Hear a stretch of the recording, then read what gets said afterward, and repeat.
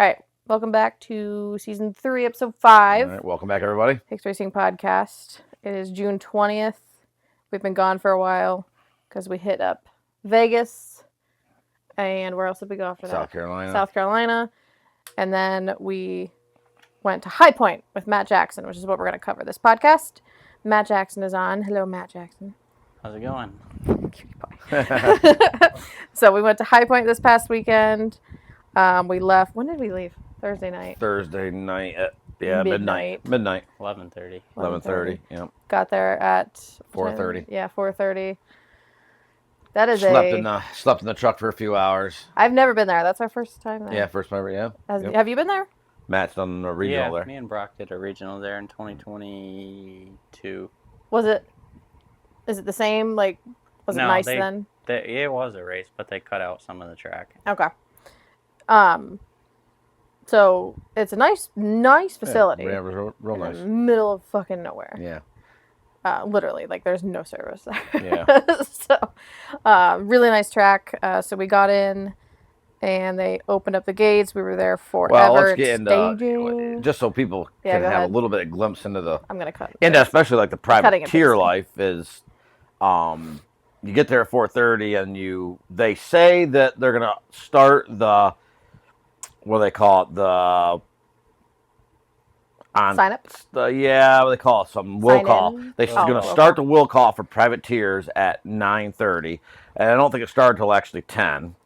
And it's just kind of unorganized, big line waiting to get in. Whether it started 9:30, 10 doesn't really matter. Yeah, I don't remember. But there aren't no big hurry for the privateers. Now, mind you, the factory guys already all been in there. They're all settled. Life is nice for them. Yeah, they get their own designated time to go into the pits. They get in there. Well, that's Thursday. the thing. Yeah. They have somebody else. Oh, what are you doing? Oh, well, my guy already set up my camper for me. Well, we got to go in and do it ourselves. Right. Matt Jackson has to get his bike out. We could do a whole 5-hour podcast of the and I don't really want to sound like we're bitching or pussies, but I mean the shit that the way especially now that I've we know Matt and he's got into this, you had no idea how underprivileged may be the wrong word, but the privateers are really stepped on in the sport. I mean, they not only do they have better equipment and are allowed better tires than the privateers, which you would think, to get a little bit of a better edge, the privateers would be allowed at least the same tires as the factory guys. But then, the factory guys fly in that day. Their rigs are already all set up and everything else, but the privateers are driving themselves to the races. Well, can't even get in. But that's not even half that. He didn't even know he was going until Wednesday. Until Wednesday. So then you have to be like, some of them, for us, we were like, okay, we're gonna go. Right. We knew, but others are like, oh shit, I gotta get ready. Let's go. Yep. I could be in Washington State. I gotta figure out how to get to Pennsylvania. So you do will call. You wait in line for that to get in. And then he's got to tell him who all he's got with us, and then after we got through all that, it was supposed to start letting us in the pits at 10:30, right, Matt? I think it was 9:30 for the gates to open. Yeah. Okay. And what was it, noon before they ever opened the gates to let us? Oh yeah. Yeah. Yeah, it's always delayed. Yeah, it's just like they want all you guys' money, but they could give a shit less. And it's not even just about getting in. Like, by the time he gets in, we got to get set up. He has to get his bike out. He has to adjust it. He has to go to tech. He wants to do his spinning on his bike. He wants to relax for a couple minutes. Right. He wants to check things out. Like, automatically you're screwed.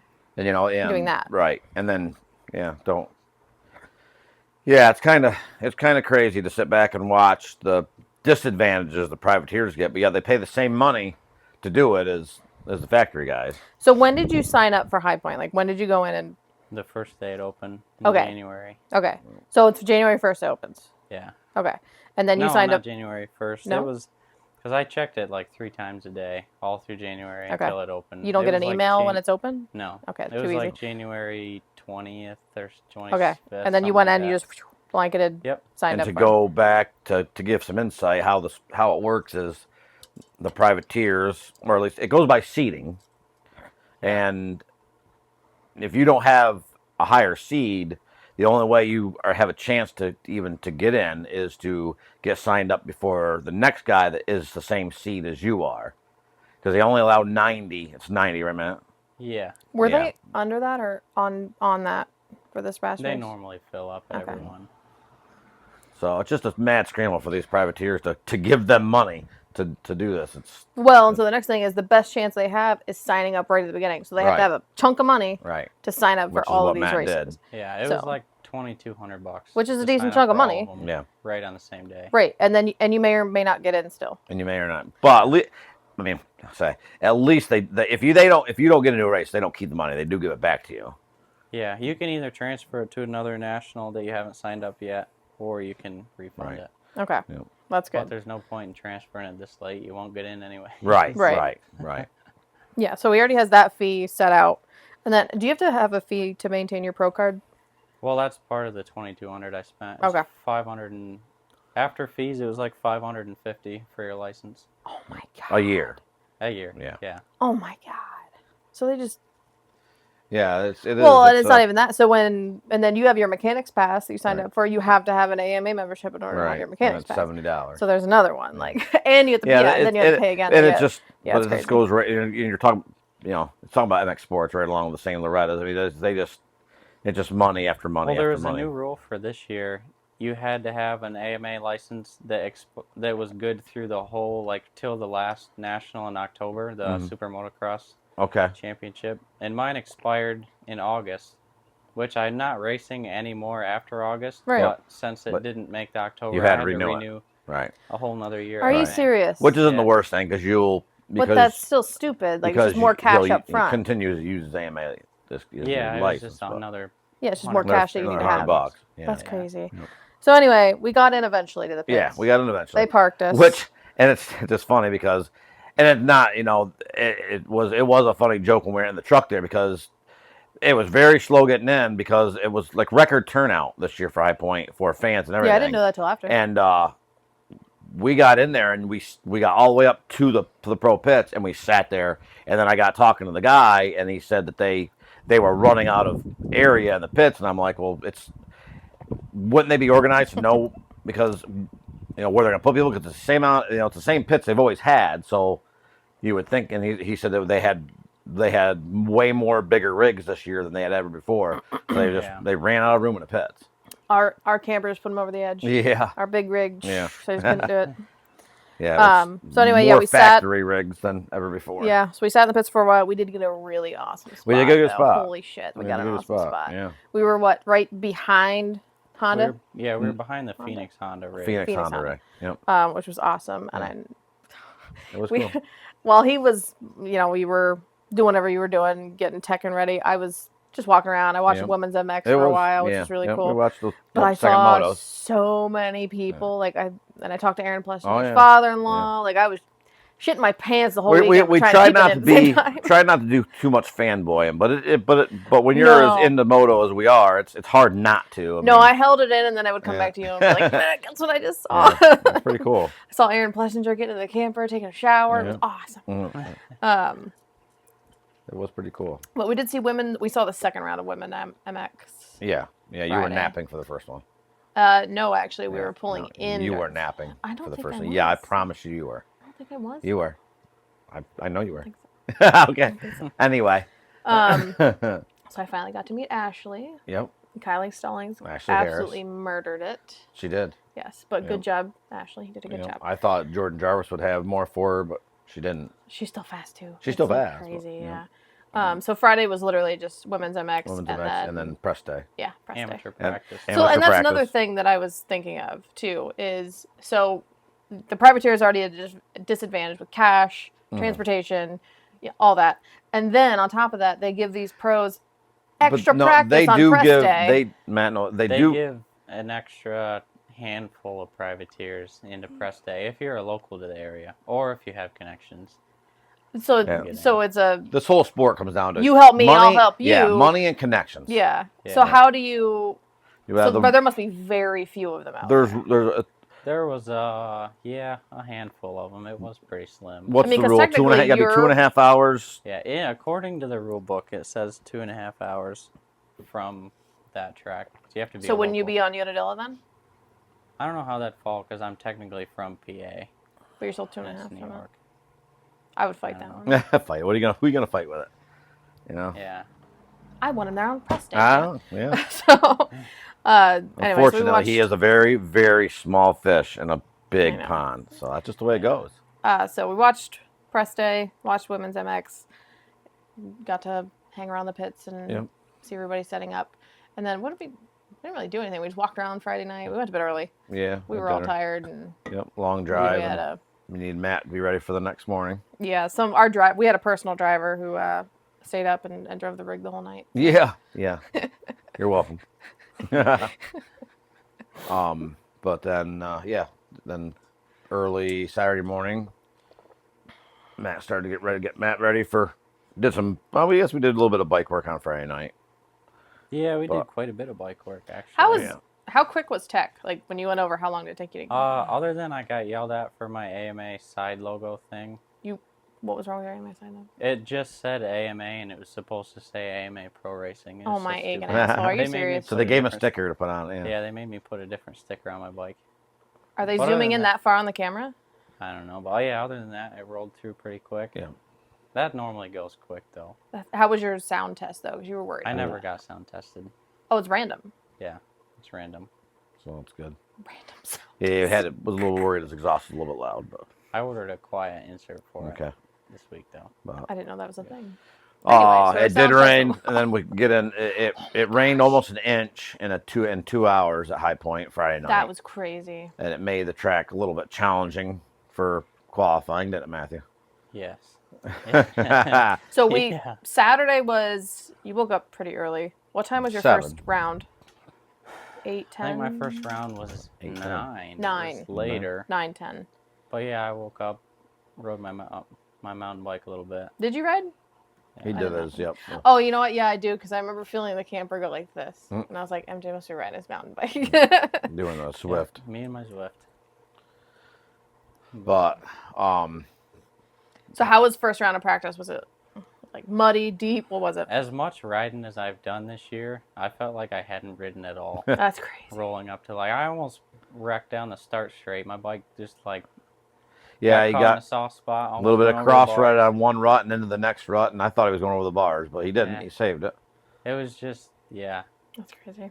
Just ruts every which way. I mean, it was just, there was people getting their bikes stuck in the mud. Yep. There was one guy stuck right by that white wall. Yep. Did they do any track work that night?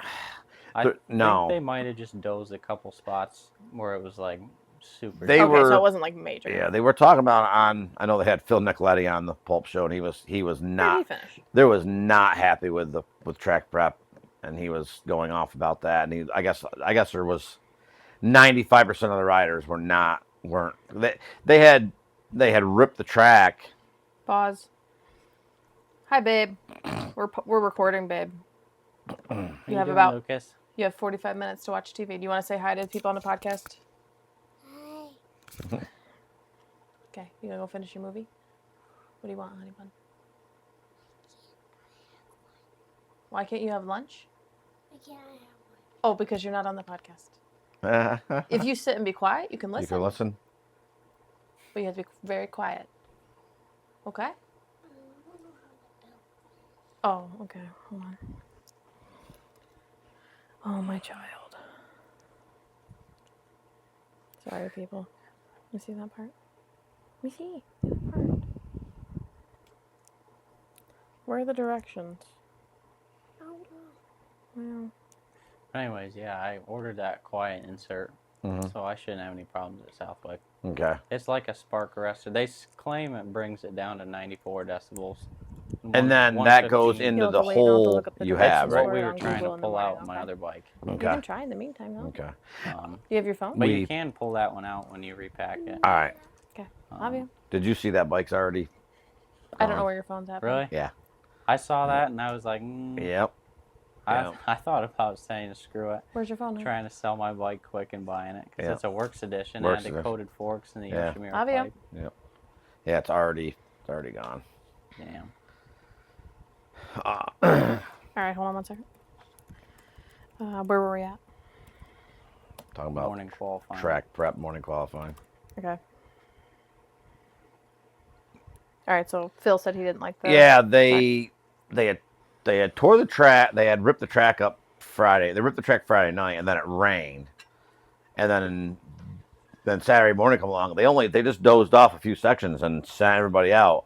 And they were all talking. And Phil did ask. The guy called the guy that does the track prep called in while Phil was on there playing about it. And Phil did ask like why they didn't rip the track again to bring some dry dirt up, and he said they didn't have a tractor big enough to go on to do that because it was so wet, and they to get down deep enough they didn't have a tractor big enough. They should have that.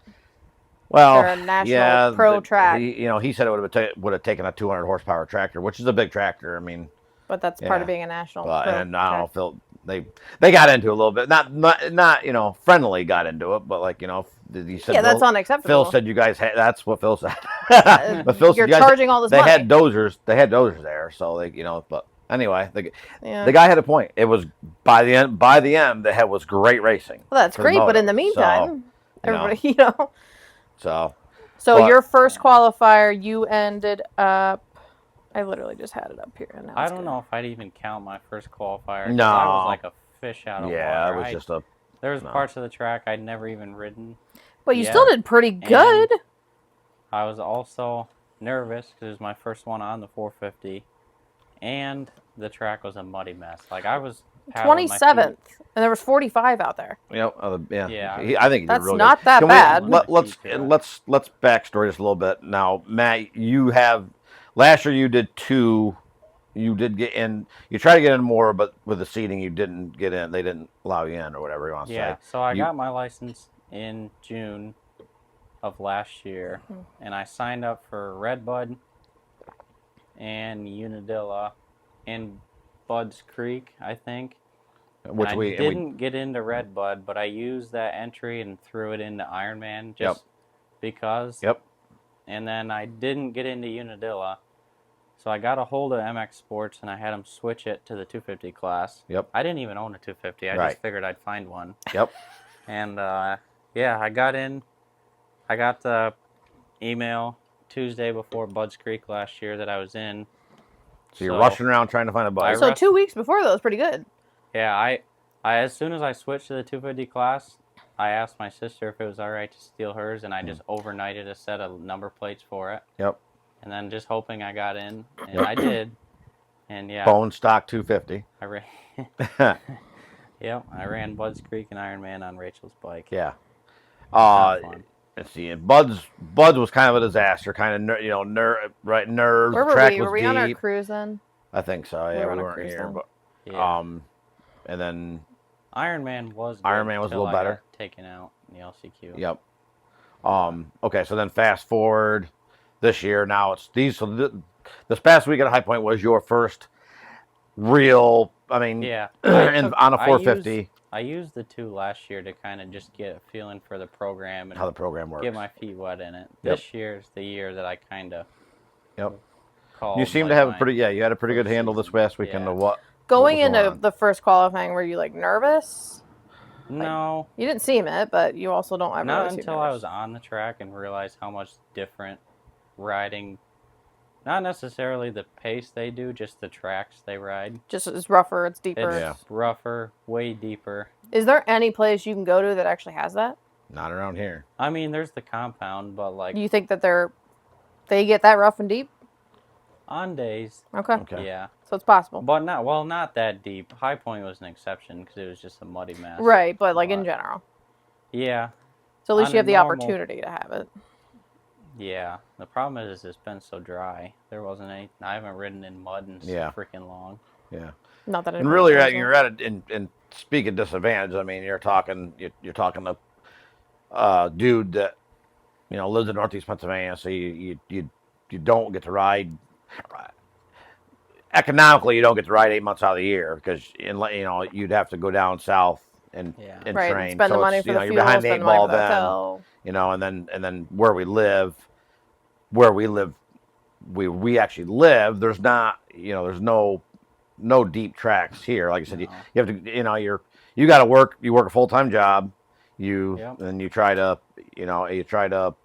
go to get to the compound as often as you can. But that's a 2-hour ride. 2.5. 2.5-hour ride. So Where it's is that you're kind of Fulton, New York. What's closest Empire track to it? Empire track? I'm not sure. Wasn't he? Where did he go the one time that he went to there and then 2.5 hours away? Yep. So he's really at a disadvantage, that's from you, and not to do a sob story for him like that, but I mean, you work full-time job. You don't, you don't live in a spot where you can easily ride tracks to prep you. All right, so you're already at a disadvantage. Yeah. Where you're living, and then you're full-time job. Yep, trying to get into pro nationals and be competitive. So it's tough. So you did, in my opinion, you did really good, especially your first 450 in a stacked. It is a stacked field. I say that every year, but it's stacked. I mean, you had guys that and not to in our out of our local guys, I think you ended up better than Schmidt and Blaze, correct? Yeah. So Trevor go ahead. Trevor wrecked right in front of me off the start. Yep. But he was riding really good. Oh, I didn't know that. Yep. And then Blaze, right? I think Blaze finished. He was a 22nd in qualifying 1. 23rd in qualifying 2. How about in the last year's qualifier? In last year's he was like a couple behind. He was a couple behind you. Yep. So I mean, 19th or something like that. 19th. Yeah. So you're representing us pretty good. I think. I mean, I think, and I'm guessing you're only gonna get better as it goes on. You get more. Nerves has to play a. I don't care what anybody says. Nerves has to play a big role. I mean, it's great. You're new to it. I think the biggest difference was just like at a local race, you have 3 or 4 guys that are really pushing. Mm-hmm. But normally the back of the pack isn't. They're like slower riders, even in the expert class. Yeah. Yeah. But at the LCQ, everybody there is just freaking. Huh?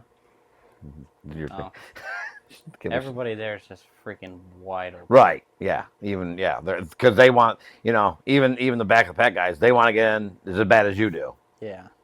So, yeah. Yeah. So the top 5 guys. Do you know any of the top 5? Coquinos, Putnam, Groves. Yeah, they're all. Oh, Vinny LaHoovie. Pretty well established. Is that one? Where's LaHoovie? Wasn't he in Motorama? Vinny LaHoovie. He won Pleasure Valley, got second this year at the. Okay, that name sounded familiar. And then Cody Groves, he's a trainer at the Shoals. Yeah, Nelson is. Oh, okay. Yeah. Nelson is Club MX. Yep. Okay, I'm just reading through the list of sponsors. Yeah. They're all pretty well established guys. Right. I'm talking about guys that ride every day. So qualifying 2, you got 21st overall. You were up to, where was he up to? I think it was up to 8th or 9th at one time. It was really good. How was the second round versus the first? The first round, the track itself was about the same. It dried up a little bit. Not much. But it's just, learning how to ride it a little bit better. Did you like any parts of it? Yeah. Once I got used to the rough track, I didn't mind it. Okay. It was just a shock to the system because, we haven't been riding stuff like that. No. At all. And it's funny because I've been with you to a bunch of these bigger races, and it seems like a lot of times this is the worst track this is the gnarliest track I've ever seen. Like Redbud, that was we rode Redbud for amateur. This is the gnarliest, and then and then you come out this one. This is the gnarliest. So sooner or later, you'll ride a track that's, hey, this isn't as bad as. Remember the one time we were at High Point. This isn't that bad. So I mean, after listening to everybody who had raced High Point previously, I think they said this was one of the gnarliest. I think you would have been fine if it hadn't have absolutely fucking poured in a matter of an hour. Riding rough tracks, but when it's you're getting your bike stuck in the track, that's a whole different story. Did you go down the first qualifying or the second one? Both. No, well, I saw you pull off in one. Oh, that was the second qualifying. What happened? That was second qualifying. What happened? That was the one. I was coming down the stair step or whatever they call it. Yep. And I went to take the inside because somebody was down on the outside. I just stood the bike up and fell over. The bike was actually stuck straight up and down. Straight up and down. But you were okay. I was all right, yeah. Okay. But I fell in the mud. My glove was all covered in mud. Why did you pull in the mechanics area? Get new gloves. A set of gloves. Okay, because I saw him and I was like, oh shit, is he all right? Because I saw him pull over. Oh yeah, I grabbed new gloves, had him throw some mud off the thing, and then I rode around and my bars were tweaked, so I pull off in the grass. Knocked them straight. But, yeah. All right, so it was a gnarly qualifying, that's for sure. So Trevor got 13th in the second qualifying round. Blaze was 23rd, and then Matt Jackson was 21st. Yep. LCQ. Was the LCQ any better than the practice round? That was, yeah. I wish I would have qualified in just because the track was starting to get better. It was starting. You could actually race it by the time. Yeah, you look good. You look good in the last qualifier. Was it any type of fun? Yeah, I did have fun in the LCQ. Good. Did I think the start of that was rather wicked. I think a couple people went down. Up. It was like a minefield out there. The whole time I was out there was people falling everywhere. I remember because I got a bad start, but then everywhere you looked there was somebody tipping over.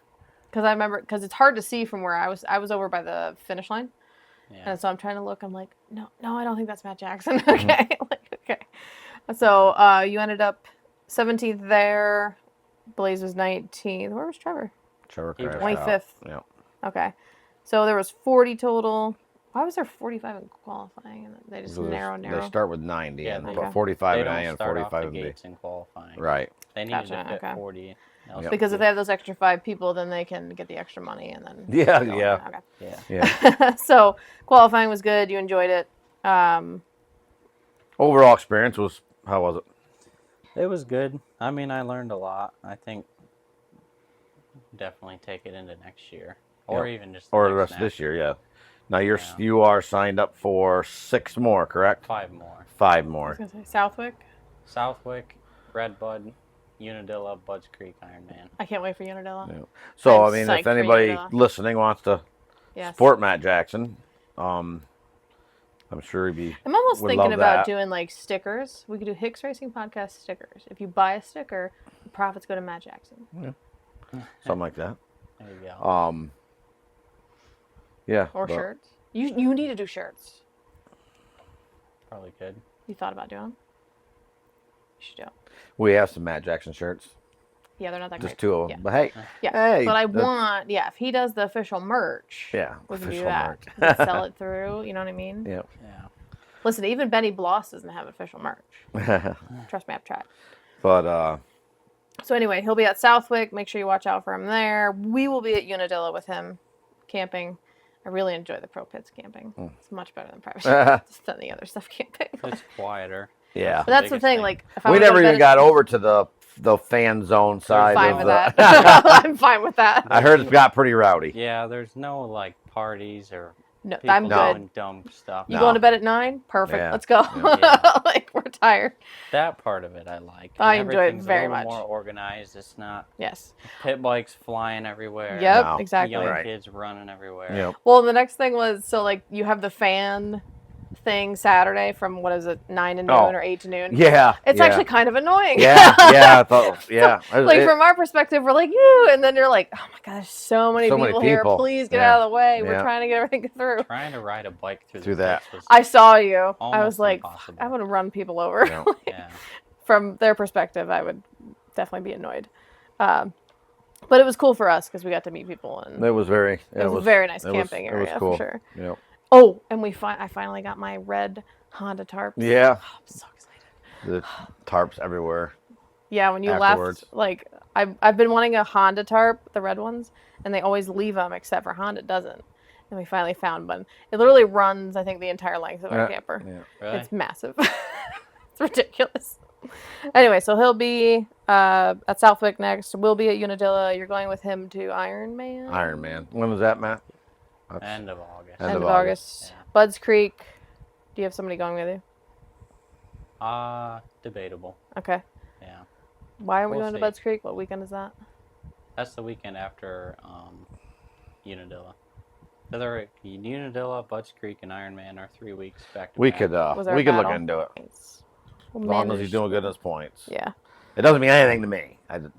I know he won. And it doesn't mean, well, my points mean nothing. His points mean something to me. I mean, the kid's finally. Butts Creek is 6 hours? Like, he literally. 5.5. Okay, so same amount as my point then. We'll leave work and he asked to ride now. I would always have to say, hey, John, why don't you put some laps in? Now here's the next thing. He does 100 degrees yesterday. He wanted to ride, so. Yeah, I mean, if he needs somebody to be with him, I can go up with him there. You can go with MJ to Butts Creek. Yeah, we'll see. I just don't want him to be alone riding. I would say, I'll go to Butts Creek. We'll figure it out. Yeah, I gotta grab a hotel for that one. So get a hotel. We'll figure it out. Well, get a hotel and then I'll get a camper. Yeah, I know that, but if we'll go. We'll figure it out. We deserve some MJ signed merch from all of this. We have MJ signed merch. If you're getting rid of that red jersey, well, that one thing for sure is when you get rid of that, I want it signed and I want it like the red one.